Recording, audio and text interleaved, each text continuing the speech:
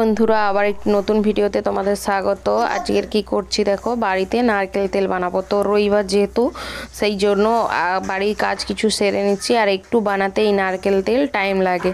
আমি বাড়িতে এইগুলো বানাবো, যেহেতু অল্প নারকেল, গাছে যেই কটা নারকেল হয়েছিল খাওয়া হয়েছে, আর যেইগুলো ছিল সেইগুলো থেকেই এই যে নারকেলগুলো কুচিয়ে নিয়েছি। আর ওই নারকেলগুলো একটু বেশি শুকনো হয়ে গেছে, নষ্ট হয়ে গেছে। আর এইগুলোকে এবারে রোদে দিয়ে কুচিয়েছিলাম, কিন্তু বৃষ্টির জন্য তো সেইভাবে ভালো রোদ পায়নি। তো চলো, যতটা পরিমাণ হয় আমি এইভাবে মিক্সিতে দিয়ে সব নারকেলগুলো গুঁড়ো করে নেব। আর আপনাদের সাথে কথা বলতে বলতে এই দেখুন আমার গুঁড়ো করা হয়ে গেছে নারকেলগুলি। হ্যাঁ, এই যে দেখুন এইভাবে গুঁড়ো হয়েছে। ওগুলো সবগুলোই একসঙ্গেই বানাবো, তো একসঙ্গেই সবগুলো গুঁড়ো করে নেব। আর গুঁড়ো করে এর মধ্যে জল দিয়ে আমি একটুক্ষণ ভিজিয়ে রাখবো।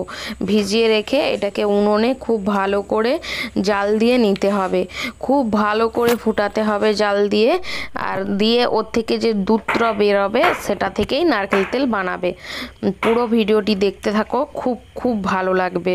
এই যে আমি উনুন জ্বালিয়ে নিচ্ছি, আর এই যে হচ্ছে বড় কড়াইতে আমি নারকেল তেল যে গুঁড়ো করেছিলাম নারকেলটা, ওটা জল দিয়ে ফুটোচ্ছি।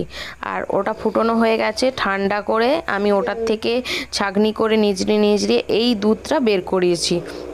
নারকেলের যে দুধটা দিয়ে কড়াইটাকে ভালো করে পরিষ্কার করে ধুয়ে আবার ওই যে দুধটা বের করিয়েছিলাম ওইটা আবার কড়াইতে দিয়ে দিতে হবে।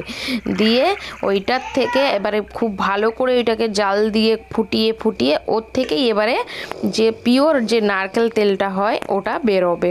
তো একটু টাইম সাপেক্ষ ব্যাপার আছে এটাতে, একটু টাইম ধৈর্য দিয়ে করতে হবে। তাই আমি ছুটির দিন রবিবারে করেছিলাম।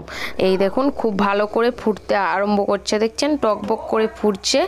এই যে এতখানি দুধটা আছে এটা একদম কমে কমে একদম অল্প হয়ে যাবে, দিলে তারপরে নারকেল তেলটা বেরাবে। এই দেখুন এইভাবে টকবক করে ফুটে একদম কমে গিয়ে এই যে দেখুন কালো একটা নিচে স্পট পড়ে গেছে, আর উপরে যে ফলতি স্বচ্ছ তেলটা হয় ওটা বেরিয়ে এসেছে। এই দেখুন একটা বাটিতে করে গড়িয়ে নিয়েছি। আর ওই খাঁকিটা আবার রেখে দিলে ওর থেকে আরও কিছুটা তেল চুই আসবে। এই দেখুন এইভাবে। তো পুরো ভিডিওটি কেমন লাগলো অবশ্যই একটা কমেন্ট করে জানাবে।